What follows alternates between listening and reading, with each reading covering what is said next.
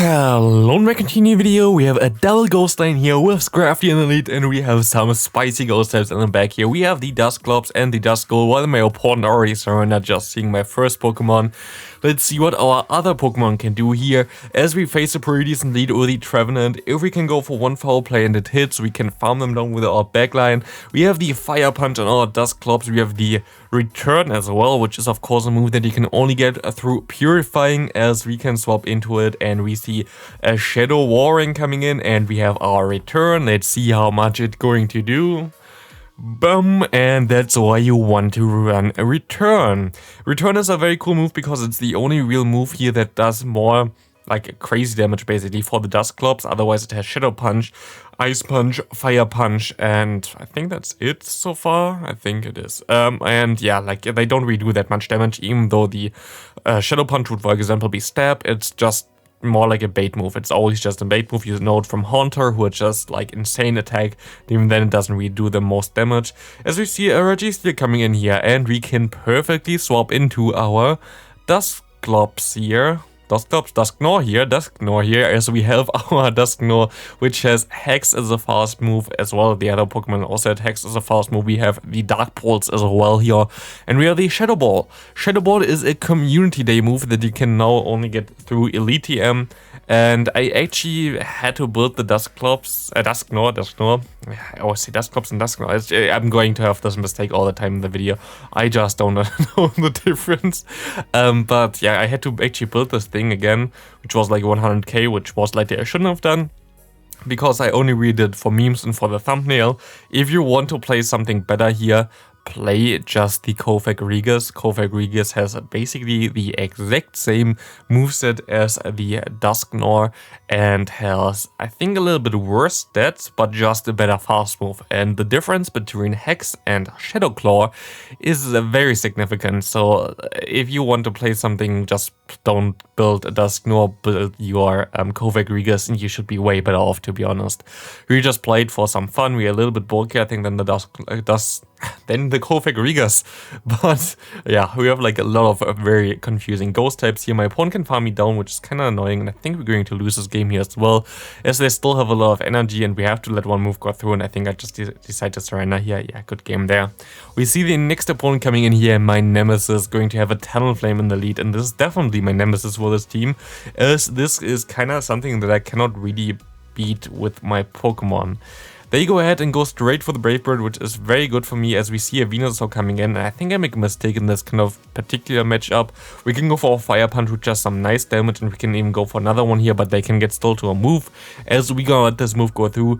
Our Dusknoir going to be very bulky, actually. It's a pretty bulky Pokemon, as we can still survive this move, and we can still farm all the way down. Never mind, I can actually go I tried to go for the Return, didn't work out, and now like basically my Pokemon are all in a position where they cannot really do very much, to be honest. As we see the Flame Charge coming through, we can go ahead and try to go for one Dark Pulse, but of course they're going to shield this up. They know my entire team already, and you see how crazy the Incinerate's going to chunk me here, as we are not as bulky with the Dusknoir like the Dusknoir, so it's going to be a little bit of a problem, as we're going to surrender here as well. Brave Bird would have easily KO'd us. We're just going to go further, and this is not looking good again. We see a Ninetales in the lead. This is kind of horrible, as we can go ahead, go for one Shadow Ball here. The Shadow Ball would do a lot of damage, but of course they're going to shield this move up. We get one Sneak in here, which is very nice, as they go for their Weather Ball, and we should be able to get to another move, but they're actually going to go into their Swampert, which allows us to get to another Shadow Ball. The Shadow Ball going to do some massive damage, and we can go ahead and try to let this move go through, as they go for the Hydro Cannon here, and we can just farm them down with the Scrafty. Of course we're going to keep our shields, as we still have our Dusknoir in the back, and we will be able to go for some Fire Punches now against the Ninetales. Let's see how much a Fire Punch going to do. Of course, it's 3 turn against the 3 turns, so they can always sneak in. One Fire Punch does some very good damage, and I'm going to try to go for another one here actually, and maybe I can farm them down afterwards. Let's see, but I actually thought maybe I should just let this move go through here at this point, and I decided against it because, yeah, I don't know, it wasn't the smartest because I cannot farm them down with the Hex. If I let this move go through, I would have been able to farm down with my Scrafty, would have had a lot of energy, but also most likely not enough health to survive the Poison Jab, so I think it's kind of irrelevant. I think I would have lost this match anyway, but we have also some better matchups here. We already saw the lead, which is very weak to Scrafty. A lot of leads are actually really weak to Scrafty. Scrafty right now I can highly recommend as a lead, as we see our opponent going into a Medicham. Bye bye Medicham. We see the Warren coming back in, and can we still survive one move here? Let's see. I think we should be. And we are not. Okay, I guess we are squishier than I thought we were. This is not the ideal scenario, but it is fine. We can still take one Icicle Spear here. We can go for one foul play, but they catch on their Nidoqueen. And we can go into a Ghost type. We're going to be able to resist the fast moves of them and also the Poison Fang. And we can get our Fire Punches out very, very fast, which allows us to get the shields from the opponent pretty easily. And we should be in a pretty decent spot here. I'm going to shield up because if it's an Earth Power, we lose. If it's not an Earth Power, it's also fine. We can go for more Fire Punches. We get another shield by the opponent. We can go ahead and we just spam those Hexes. And we can shield up again, which is going to be another Poison Fang here, as we can go for one Fire Punch. Does this Fire Punch do enough damage to KO the opponent's Nidoqueen? Oh, never mind. They swapped out and I didn't even notice. Very interesting. As we see a Nidoqueen coming back in, I sure went for the foul play here. This was a huge mistake actually, but it doesn't matter. One more counter and it's enough, as the Scrafty going to be able to KO the opponent. Next opponent going to be an Owl with oh interesting, a Frostless.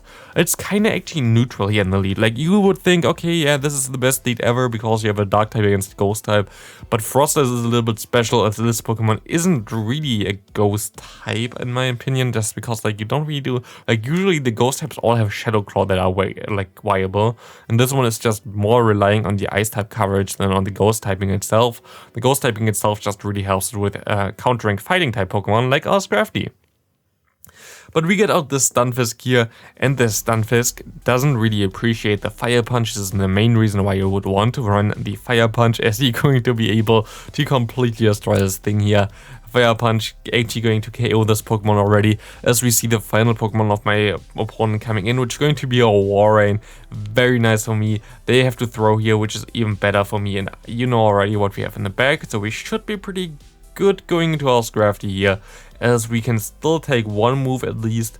We should be able to just let this move go through. We can take this one, we can go for one foul play. We should put them into a range where I can farm them down. Let's see what they're going to do. They're actually going to shield this move up. This is kind of awkward, but I can also just let this move go through. Let the Scrafty go down, and we have our Dusknoir. Dusknoir against this Frostless. We can shield up. The charge move will be Avalanche bait, but of course we can go for our Dark Pulse now, and they can do nothing against this. So this Dark Pulse come through. We can get forward to more fast moves here. We can take any charge move, but we can actually get to our Shadow Ball in time, winning us the game here. Good game to my opponent, as the Dusknoir going to be able to finish up this match. Next opponent, we're going to see a Bastion in the lead. Very good for us, as we see a Sableye coming in. This is very bad for us. We have to win this match up here, and we still have to keep our Scrafty alive. I'm going to bait here first move, because they most likely expect me to go straight for the foul play, which I'm not going to do. And I'm going to let the move go through here, because, never mind, they go for a foul play. I didn't let the move go through here. I'm going to go for one foul play now. And I think I could let the next one go through, though, because I cannot, like, I have to hope that they're going to go for the bait here, and they did.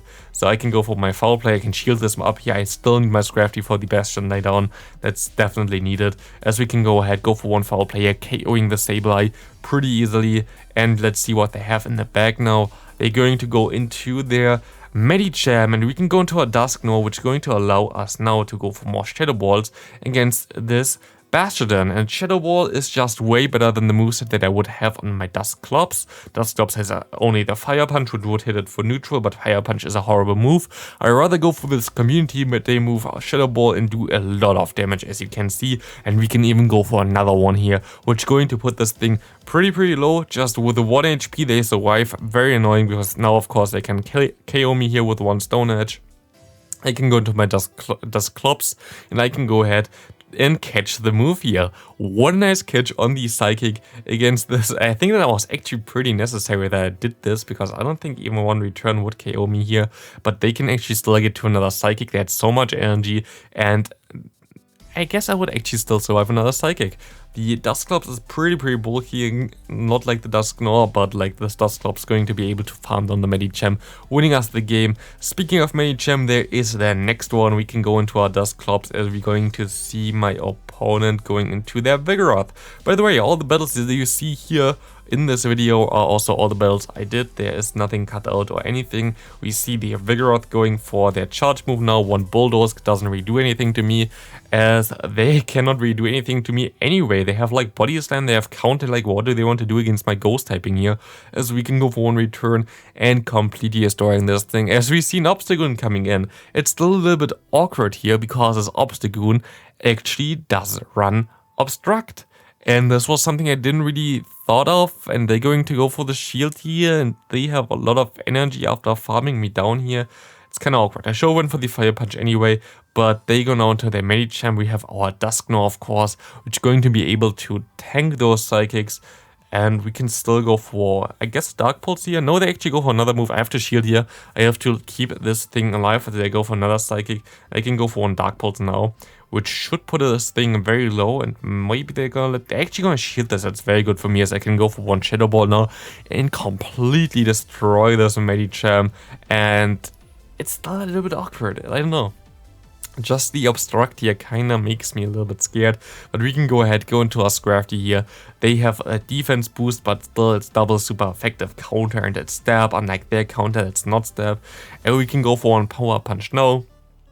Going to get this thing low, and we can farm it all the way down here. We're just going to shield just in case they have Cross Chop and Obstruct, which they didn't, and this is going to be a good game to my opponent. Next up, we're going to see the Surf Edge lead.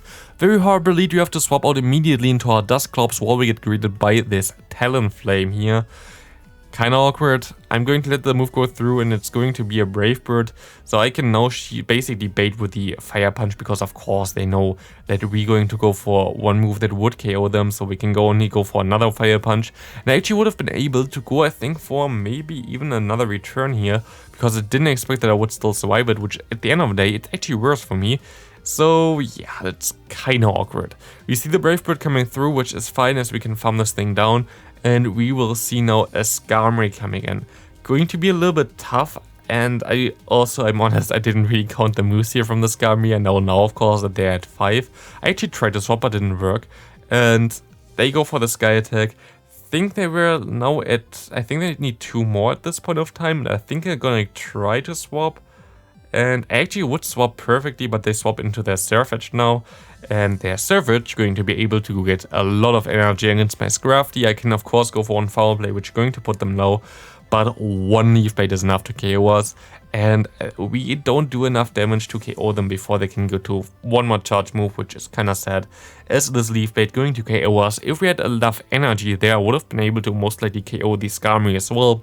But like this, it's a little bit tricky, as we see an Altaria lead. Altaria lead is actually, I think, the worst possible thing that I can face here with this team. If I had Ice Punch here on this Pokemon, of course it would have been way better, but I have to go for the return. Let's see if they're going to shield this move up. They're going to shield this move up. I have to go for another return. Let me get there, please. They farm me all the way down, but I can get there still. And them not swapping out here kinda tells me already what they have in the back, and I should have played it differently, trying to expect that they have that in the back. I should have went to my Scrafty here at this point of time. I am pretty sure, at least, that they have double Fighter in the back. And I'm just getting too low here. Like, I'm just getting too low. The Dragon Breath just hits me hard. This is the thing, by the way, with the Dusknoir, Dusclops line. They have basically one of the worst HP stats in the game, but one of the highest defense stats, which basically means that one-turn moves are really, really annoying. As we actually see a Registeel here, but I'm really sure it's a Medicham in the back at this point of time already. And if I played it correctly, I think I would have been able to win this, but yeah. There's not a lot that I can do here anymore. Of course, you cannot really know the team all the time of the opponent. As we see a very good lead, and we see the Hypno coming in here, and we should be fine here, right? This is only like a Thunder Punch. And we can go for more Dark Pulses here. We should be pretty decent against this Hypno, winning us hopefully in this matchup. But they're actually going to shield, and I see my health, and I see it going down.